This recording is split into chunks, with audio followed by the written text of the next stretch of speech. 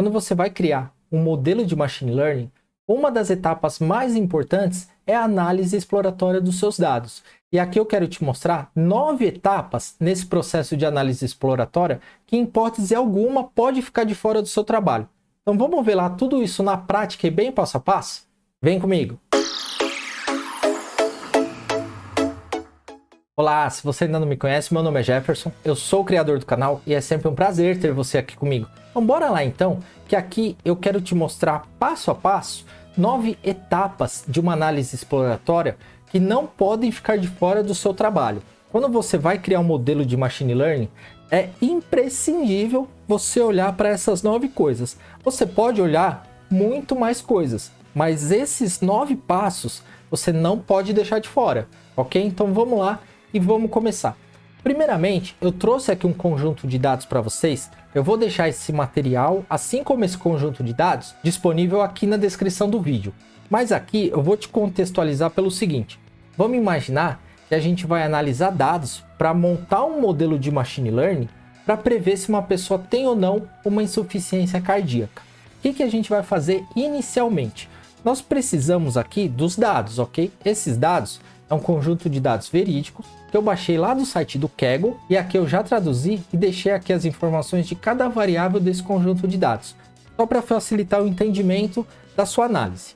Primeira coisa que a gente vai fazer é importar os pacotes que a gente vai utilizar nessa nossa análise de dados. Então olha lá, aqui eu vou importar o Pandas, vou colocar um apelido nele de SPD, eu vou importar o Matplotlib, vou colocar como pyplot ASPLT, vou importar o Seaborn e vou importar o NumPy.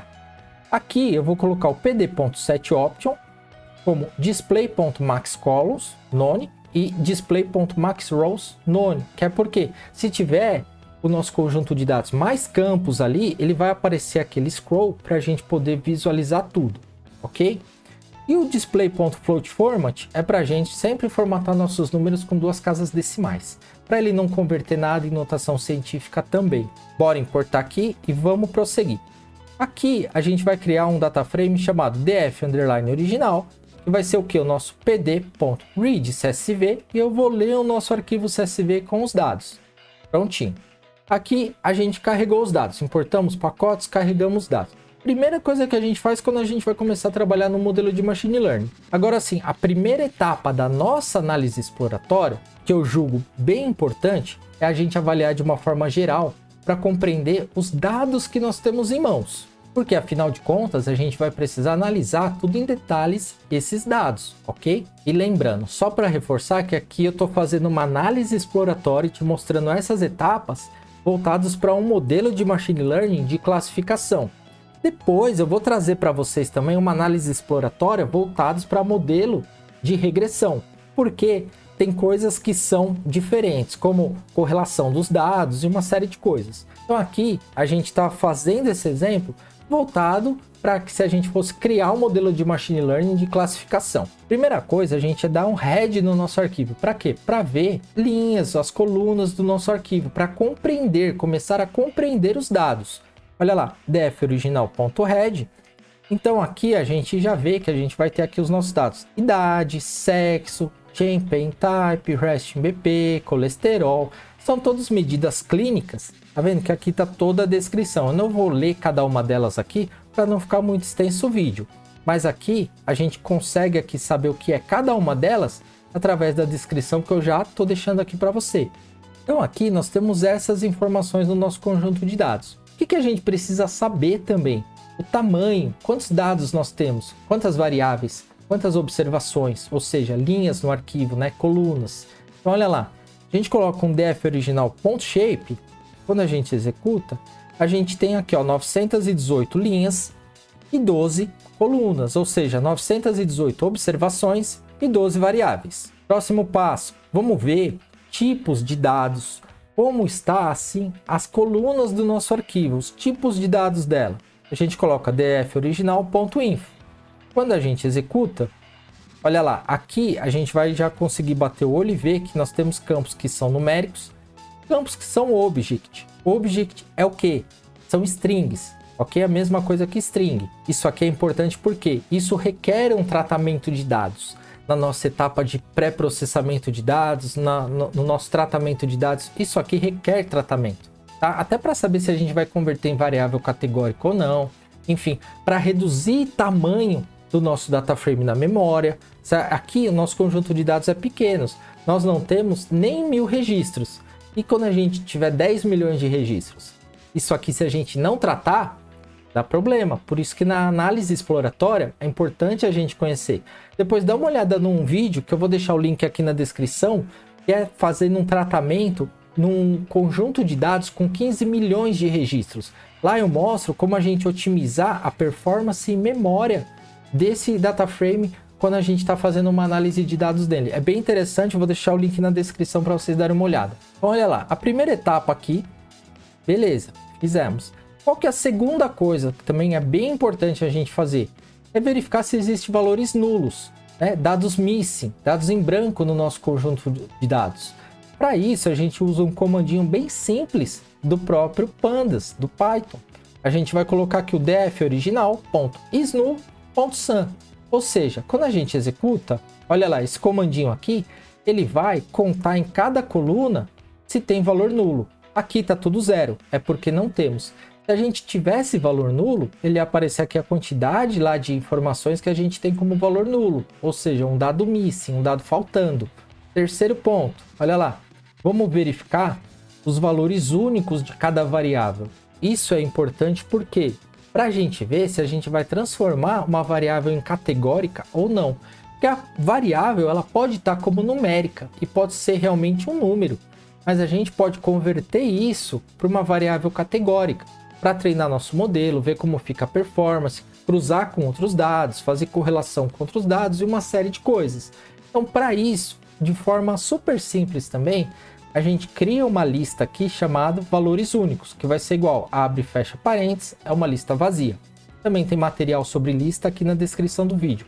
Também vou deixar para vocês um vídeo sobre lista aqui na descrição, vale a pena olhar também, tem várias coisas sobre lista. Aí a gente vai fazer um loop for, então for i em def original.columns, o que a gente vai fazer? Vai varrer todas as colunas do nosso data frame. E aqui eu estou colocando um slice de 0 a 12, por quê? Porque aqui eu vou coletar, tá vendo? Aqui o índice é 11.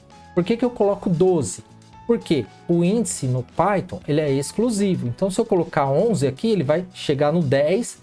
Opa, quando eu for começar o 11, eu vou parar. Eu não vou pegar o 11. Para eu pegar até o 11, tem que colocar até o 12.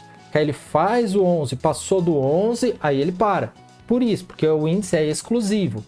E aí, por final, eu converto para uma lista. Em seguida, aqui eu estou só exibindo a informação. Tá? Nessa linha aqui, eu estou exibindo a informação. O que eu vou exibir? Vou colocar um print i. O que é o i?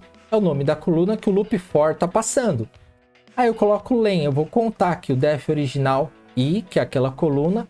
As type str, eu estou convertendo para string. Ponto value counts, que eu estou contando a quantidade de informações ali que tem naquela coluna. E aí aqui embaixo eu vou inserir isso numa lista. O comando é o mesmo, tá vendo? Eu só vou utilizar os valores únicos, que é minha lista, ponto append, para inserir essa informação aqui na minha lista. Então olha lá, quando eu executo isso daqui, ó, idade, eu tenho 50 idades, 50 pacientes com idades distintas. Sexo, tem 2, masculino e feminino. Campaign Type tem 4 e assim consecutivamente. Então aqui eu já varri todo o meu data frame, eu já sei quantos valores distintos eu tenho em cada coluna. Então aqui, por exemplo, essa aqui é uma variável que a gente vai converter para categórica. O sexo também. Colesterol não, resting BP não. Essa aqui, ó, resting ECG. Apesar dela poder estar como número, eu vou converter ela como categórica, ok? E assim consecutivamente. Um outro passo é a gente visualizar as medidas estatísticas básicas do nosso conjunto de dados. A gente tem que saber média, mediana, desvio padrão, variância, quartis, ok? Isso assim são as básicas, estou falando aqui das básicas. Tem muito mais coisas que a gente pode avaliar. Percentis, intervalo interquartil, variância. Aqui eu estou falando assim do que não pode faltar, as básicas. Olha lá, aqui eu quero ver média, mediana, desvio padrão, quartis e valores mínimos e máximos de cada coluna do meu conjunto de dados. Para isso eu uso o describe. Eu coloco aqui, ó, df original.describe. Quando eu executar isso, olha só, então eu vou ter todas as medidas estatísticas ali, essas daqui, do meu conjunto de dados de cada coluna. Então, assim, ó, eu sei que no count aqui, ó, tem 918 linhas, tá vendo? Para cada uma. Como o DataFrame tem 318 linhas, todas as minhas colunas têm 318 linhas, que é o tamanho do nosso DataFrame. Aí aqui eu vou começar agora a olhar o min. Min é a média. A média de idade é 53,51. O desvio padrão é 9,43. O que é o desvio padrão? É a raiz quadrada da variância. O que é a variância? É a distância dos dados em relação à média. Esses conceitos estatísticos, vai ter um vídeo também aqui na descrição para vocês olharem. Bem bacana que eu fiz te explicando tudo em detalhes isso daí, que é algo importante que a gente tem que conhecer na área de ciência de dados, ou seja, estatística. Então olha lá, o valor mínimo da nossa idade é 28 anos. Aqui ó, 25% é o que? O primeiro quartil, 47. 50%, segundo quartil ou mediana. Mediana a gente pode falar também que é 54 anos, porque é a mesma coisa que o segundo quartil. 75% é o terceiro quartil e o valor máximo é 77. Ok. A análise para as outras colunas é da mesma forma. A gente vai olhando média, desvio padrão, mínimo, primeiro quartil, mediana, segundo quartil, 75%, terceiro quartil, valor máximo. Beleza? A gente poderia olhar intervalo interquartil, poderíamos olhar variância, poderíamos olhar uma série de coisas. Mas isso aqui são medidas estatísticas que não pode faltar na sua análise. Bom, e bora prosseguir para a quinta etapa. Só que antes, se você não tiver inscrito, se inscreve aqui no canal. Porque toda segunda, quarta e sexta eu trago conteúdos novos. Tudo bem detalhado, passo a passo, na prática. Disponibilizo todo o material, todo o código-fonte e tenho certeza que isso vai te ajudar bastante. Então se inscreve aqui, ativa o sininho das notificações para você sempre ficar por dentro dos novos vídeos. E bora prosseguir? E olha aqui, nossa quinta etapa é o seguinte, é avaliar as variáveis de forma individual através de dados e gráficos, para a gente compreender melhor esses dados. Então o que a gente vai fazer aqui? Vamos utilizar aqui alguns agrupamentos e alguns gráficos, que é uma análise bem simples também. Olha lá, eu quero avaliar a quantidade de observações por sexo. Então vou colocar o nosso DF original, ponto group by, que eu vou agrupar por sexo, pela coluna sex, aqui ó, abre parênteses, abre colchetes, coluna sex, ponto size. Ele vai agrupar e vai contar quantos eu tenho do sexo feminino, quantos pacientes do sexo masculino. Se a gente executar, olha lá, eu tenho então ó, 193 pacientes do sexo feminino e 725 pacientes do sexo masculino. Ok, se a gente colocar isso também para fazer uma análise gráfica, é simples, a gente coloca o df original.sex, que é a coluna, ponto vale counts, aqui eu contei. Continuando, ponto plot, e aí eu abro parênteses e passo os parâmetros do gráfico que eu quero. Eu quero um gráfico então, ó, qual o tipo? Kind, tipo, bar, quero um gráfico de barras. Qual é o título? O título eu vou colocar aqui, que aqui é o sexo. O título é sexo. E a cor, eu passo um código de cor hexadecimal. O código que você quiser. Você vai ver, você vai baixar esse material e testa, muda as cores, muda ali os tipos de gráfico que você pode ver como que tem muita funcionalidade aqui. Olha lá. Se a gente executar, então a gente tem ó, o sexo masculino e o sexo feminino. E a gente faz isso para cada variável. Tá? A gente faz ali um group by, faz esse tipo de análise para a gente ver e entender ali como que estão os nossos dados. Tá vendo? Aqui eu estou fazendo de forma mais rápida, porque o comando é o mesmo, você só vai mudar o nome da variável e também a análise que você faz aqui é a mesma que nós fizemos lá com o sexo. Você só está mudando a coluna e você vai olhar. Prontinho. Agora aqui no sexto passo a gente precisa analisar a nossa variável alvo, a nossa variável target. Se ela está balanceada ou se ela não está balanceada. Qual que é a nossa variável alvo? Heart Disease. Como que eu sei que é a nossa variável alvo essa coluna aqui? Porque na documentação aqui, a gente tem aqui ó, Heart Disease, classe de saída. 1, doença cardíaca. 0, normal. Essa é a variável alvo. A documentação já está dizendo para a gente. Então eu vou avaliar a nossa variável alvo. O que eu preciso olhar? Se ela está balanceada. O que é estar balanceada? É eu ter a mesma quantidade para positivo como a mesma quantidade para negativo. Se ela estiver desbalanceada, tanto negativo como positivo estiver maior, o que vai acontecer? Na hora que eu for treinar o meu modelo, ele vai aprender mais coisas porque eu tenho mais dados de uma variável desbalanceada. ok? Também tem um vídeo em detalhes sobre balanceamento de variável, vai estar na descrição aqui para vocês darem uma olhada. Aqui, como que a gente avalia isso? A gente vai usar o outro mesmo comando, a gente vai fazer um plot. Então a gente vai colocar aqui um group by, e olha lá. Então eu tenho para 0, ou seja, que está normal, 410, e com doenças, 508. Está desbalanceado. Para a gente visualizar isso de uma forma melhor, é o mesmo comando que a gente fez os gráficos acima. Olha lá. Isso aqui a gente viu que ela está desbalanceada. E a gente precisa, no nosso tratamento de dados, balancear. Nesse vídeo que eu comentei, que eu vou deixar na descrição, lá eu explico também como balancear isso da forma correta. Beleza? Então, dá uma olhada depois que é muito importante. Agora, o nosso sétimo passo é analisar a relação de cada variável com a variável alvo. Ou seja, eu tenho o meu sexo. Como que isso está distribuído aqui em relação a se a pessoa masculina tem doença e se a pessoa do sexo feminino tem doença ou não tem doença? É simples. Aqui a gente só vai definir o tamanho do nosso gráfico, tá? Aqui o figure.figsize 8x4 é para a gente definir o tamanho ali que o gráfico vai aparecer.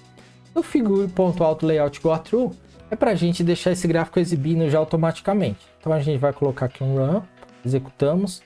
E agora o gráfico, o comando dele muda um pouquinho. O que a gente faz? Vamos utilizar aqui o SNS. O que é o nosso SNS? É o Seaborn. Então a gente vai colocar SNS, o SNS.countPlot, que era um gráfico de contagem, um plot de contagem.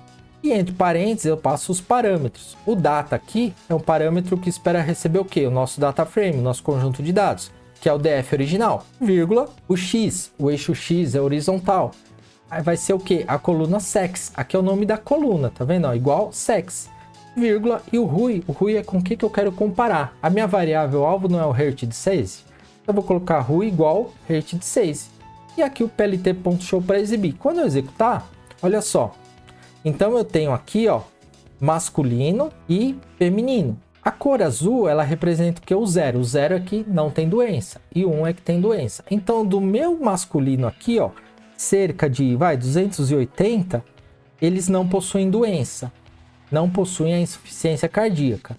Porém, 400 e pouco aqui, eles possuem a doença. E a mesma análise para o feminino. Olha só, aqui, tá vendo? Eu tenho cerca de 150 mulheres que não têm a insuficiência cardíaca. Eu tenho cerca aqui de 50 mulheres que têm a doença cardíaca. Entendeu? Então é dessa forma que a gente faz essa análise também para comparar cada variável em relação à variável alvo. E aí a gente faz isso para cada variável do nosso conjunto de dados, para cada uma delas.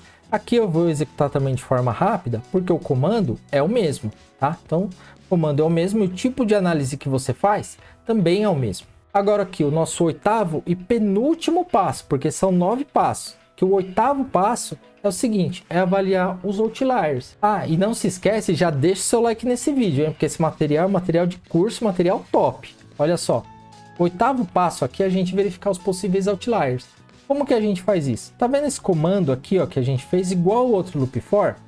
É a mesma coisa, só que aqui a gente vai adicionar as variáveis numéricas somente a coluna que for do tipo int64 e float64. Por quê? Se ela é coluna do tipo float64 ou int64, ela é uma variável numérica. Então a gente descarta as variáveis que não são numéricas e pega só as variáveis numéricas. Olha só, então a gente vai fazer o loop for aqui, vamos executar e vamos ver as nossas variáveis numéricas, ó. Idade, Rest em BP, colesterol, Fast em BS, Max HR, Old Peak. Beleza. Quantas variáveis numéricas aqui, ó? Nós temos, se a gente der um len, 6 variáveis numéricas. Então, o que a gente vai fazer? Nós vamos gerar 6 box plots para analisar os outliers. E eu vou te mostrar aqui como que a gente olha os outliers com base no box plot. Só que aí a gente não vai gerar um de cada um. Porque imagina, aqui a gente tem uma quantidade pequena. São 6. Daria para gerar box plot linha por linha? Daria, 6 vezes. Beleza. Se a gente tivesse 60, você ia gerar 60 códigos, 60 linhas para gerar box plot um por um. Tem uma forma melhor para agilizar nosso trabalho e fazer isso. E é o que eu vou te trazer aqui. Por isso que vale vários likes seus esses vídeos. Por isso que você precisa se inscrever aqui no canal. Entendeu? Então olha lá. Aqui é o tamanho da figura. Beleza. Aqui eu vou gerar o quê? Eu vou gerar subplots. Então eu vou colocar aqui f,axis de eixo. Vou colocar aqui igual plt.subplots. 3 e 2. O que seria? 3 linhas e 6 colunas. Eu não tenho 6 variáveis aqui, ó, para gerar o boxplot. Então eu quero gerar tudo dentro de um gráfico, eu quero gerar subplots, eu quero gerar pequenos gráficos dentro de um único gráfico, que são 6 boxplots que eu vou gerar de uma vez só. Como que eu faço isso? Eu quero gerar isso separado em 3 linhas e 2 colunas. Então vai ter um boxplot aqui, um boxplot aqui, um boxplot aqui, um aqui, um aqui, um aqui, ok? Em 3 linhas e 2 colunas. Por isso que eu crio esse subplot aqui.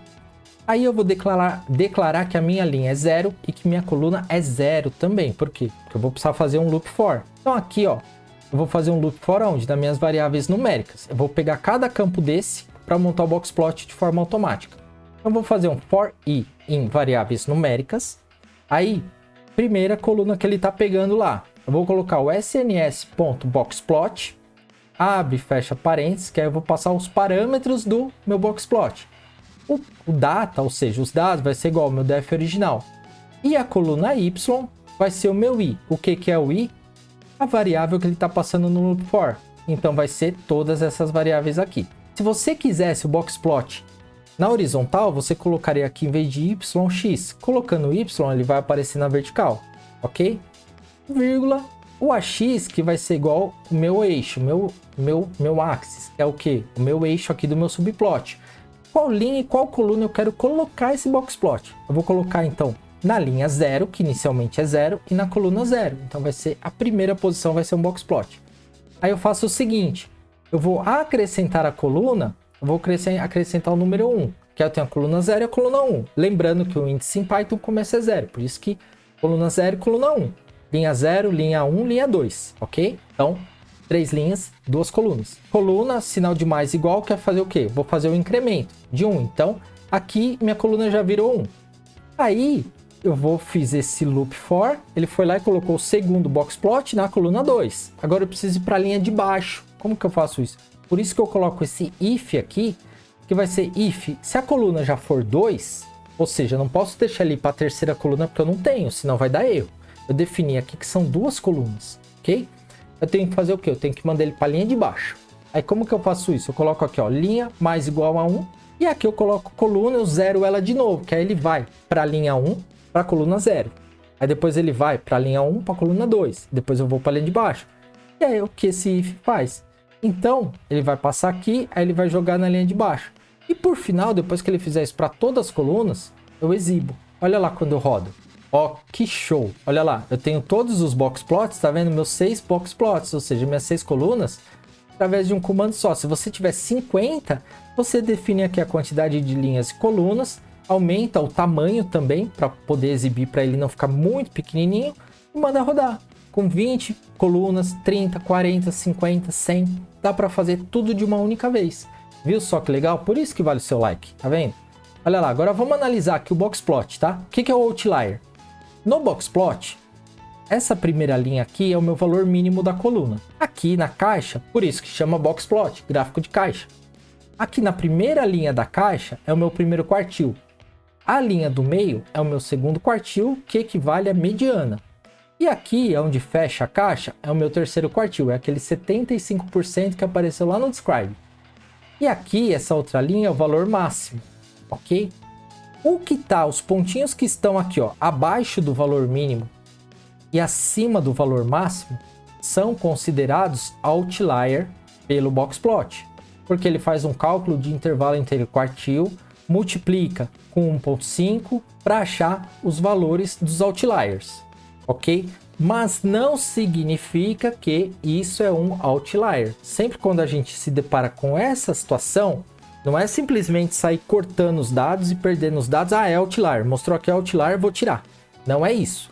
Isso a gente tem que levantar esses casos e conversar com a área de negócio, entender se realmente isso é uma discrepância, porque o outlier é uma discrepância. Entender se isso é uma discrepância ou se realmente é um dado verídico, porque senão você vai tirar um dado verídico. E aí não pode. Você vai perder informações no seu conjunto de dados. Então, às vezes, apesar de mostrar aqui um outlier, não significa que é. Isso tem que ser analisado dessa forma que eu comentei. Beleza? E com o boxplot a gente visualiza isso de forma rápida. Bora prosseguir então aqui para o nosso último passo, que é a gente avaliar o que? A distribuição dos dados. O que é a distribuição dos dados? Para que ela serve? Como funciona? Tem um link também aqui na descrição para vocês assistirem um vídeo falando só sobre distribuição dos dados. Aqui eu vou te mostrar como que gera o histograma através do Seaborn, como você analisa o gráfico, tá? Mas o conceito de distribuição é importante você entender. E assim, é importante você ver esse vídeo que eu estou mencionando, vai estar também na tela final desse vídeo. Por quê? Para você fixar bem o que é a distribuição, porque é um dos conceitos mais importantes também no nosso conjunto de dados.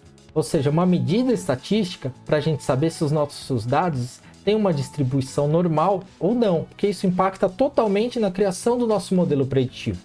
Olha lá, o gráfico aqui para criar é da mesma forma que nós criamos o de boxplot.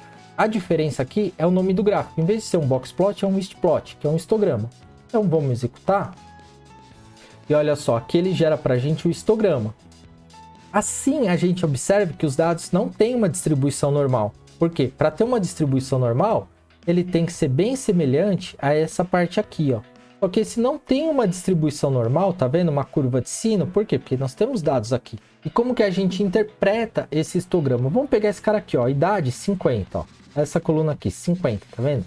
Ou seja, dentro do meu conjunto de dados, tá vendo? Ó, aqui é a idade, ó. Idade, tá vendo? Ó? Idade 50 anos. Então, o que isso quer dizer? E aqui é a minha contagem total ali. Então eu tenho cerca de 80 registros de idade 50 anos. Aqui, entre 50 e 60 anos, esse maior aqui, ó, eu tenho a maioria dos meus dados, tá vendo? Ó? Tenho mais de 120 registros de pessoas que têm ali provavelmente 55 anos. Lembra que a gente olhou no Describe qual que era a mediana e a média? Olha lá, vamos voltar para o Describe só para você poder compreender melhor também o histograma. Olha só, tô olhando para a idade lá no meu histograma, né? Qual que é a minha mediana aqui, ó? Mediana, tá vendo? Minha média é a minha mediana. Minha mediana 54, ok? 54 é minha mediana. Olha lá, se eu olhar aqui, ó, tá vendo? 54, provavelmente, ó. Olha lá, ou seja, ele tá bem no meio do nosso conjunto de dados.